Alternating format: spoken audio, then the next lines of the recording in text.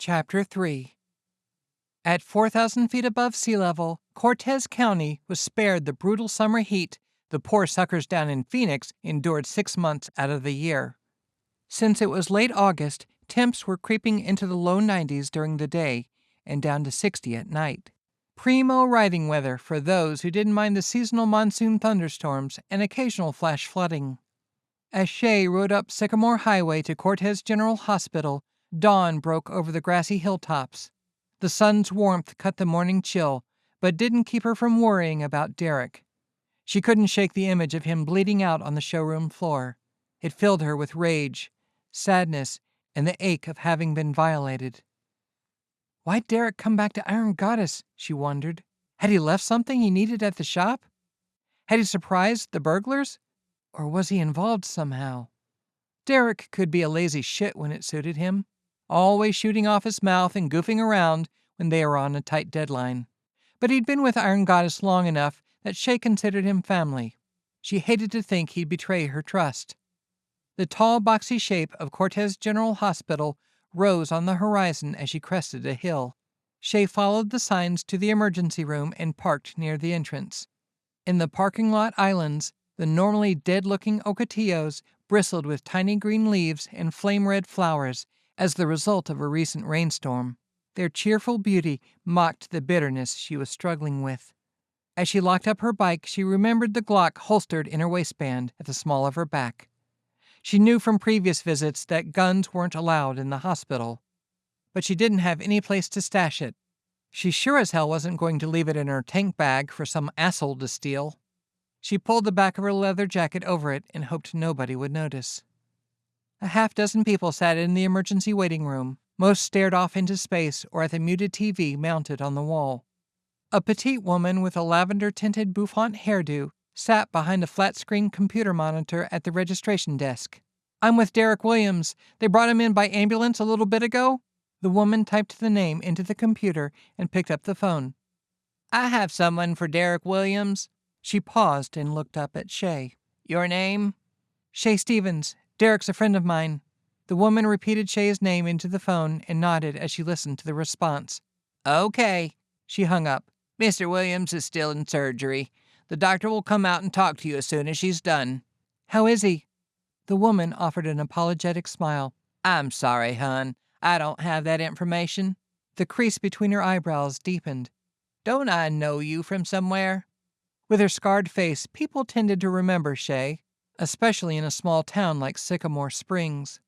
Ordinarily, that might be a good thing, unless you had a history you'd prefer people forget. Shea did. "Nah, I've just got one of them faces." Shea smiled with feigned innocence. She took a seat in one of the puke green vinyl chairs that filled the waiting room. It wasn't as comfortable as it looked, and it didn't look all that comfortable to start with. She shuffled through the magazines spread out on a side table. Family Circle, Guns and Ammo, Sports Illustrated. None of them caught her interest. She pulled out her phone and dialed a number in the directory. It wasn't quite 7 o'clock. She hoped it wasn't too early to call. A familiar voice with a Mexican accent answered. "Good morning. Ajo Auto Repair." "Goblin, it's me, Pantera," Shea replied. Goblin had given her the nickname during her previous career as a car thief. "Panterita! Been a long time, chica. ¿Cómo estás?" "Been better. Listen, you ain't been sending your guys up my way, have you?" A stone's throw north of the Arizona-Mexico border, Goblin's garage in Ajo doubled as a chop shop. Back when she boosted cars for a living, he served as one of her more trustworthy fences. When she got locked up, she'd refused to rat him out. Goblin returned the favor by keeping his operation clear of Sycamore Springs after she started working at the bike shop. That was 10 years ago. Times had gotten tough. Goblin's need for cash flow might have outweighed any gratitude he had for her. No honor among thieves, Shea mused ruefully.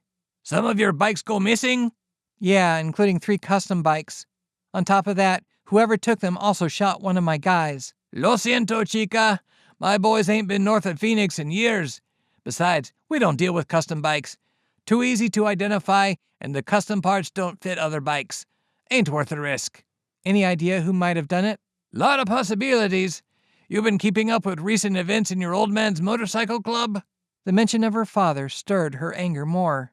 The Confederate Thunder? No. I ain't had contact with the MC since that bastard killed my mama. You know the Thunder used to deal heroin for Los Aguares, see? The Mexican street gang up in Ironwood? I remember. Well, a few years back, the Confederate Thunder told the Jaguars to take a hike.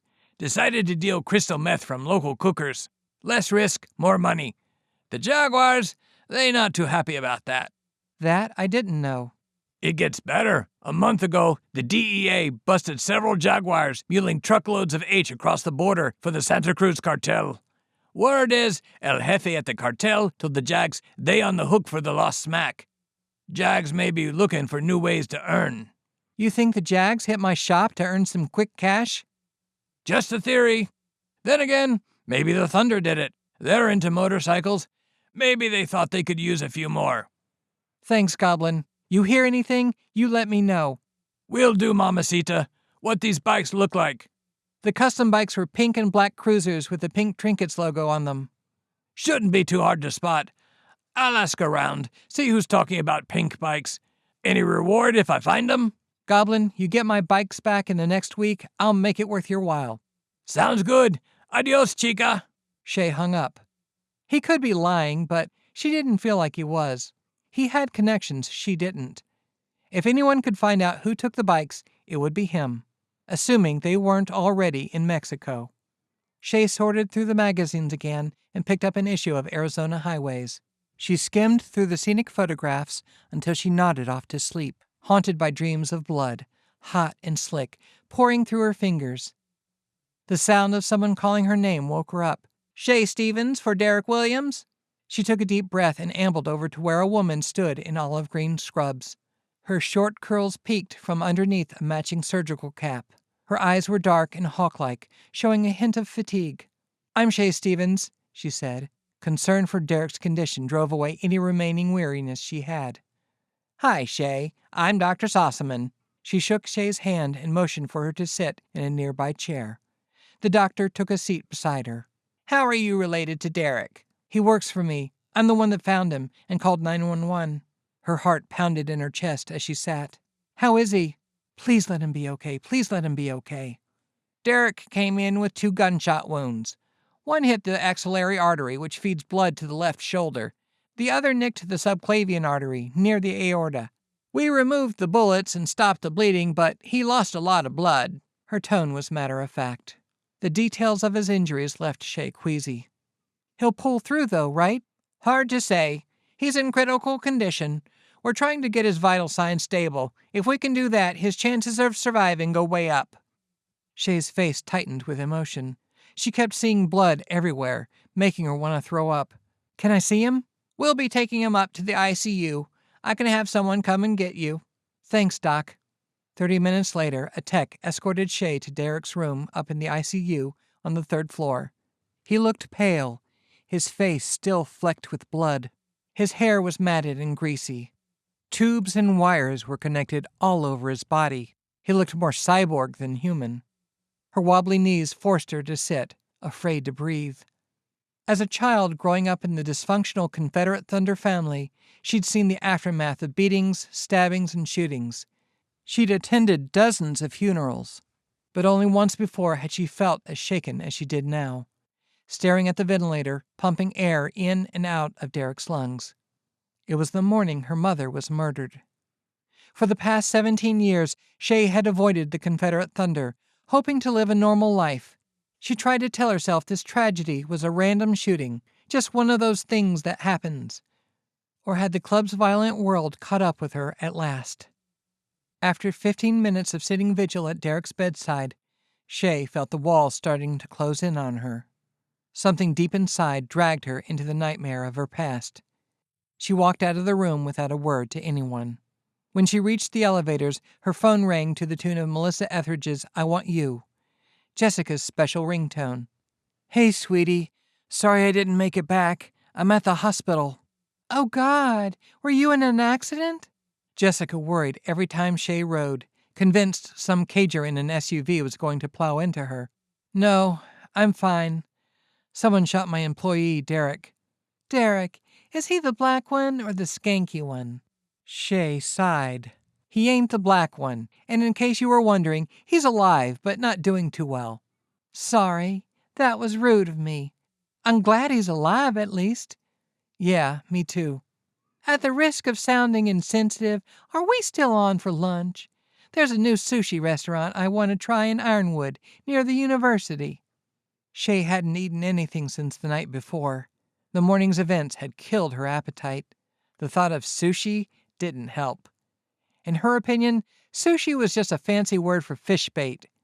But since she and Jessica had started dating a few months earlier, she kept her mind open about her girlfriend's big city culture. Sure, she said. Stop by Iron Goddess around 11. Maybe we can beat the lunch rush.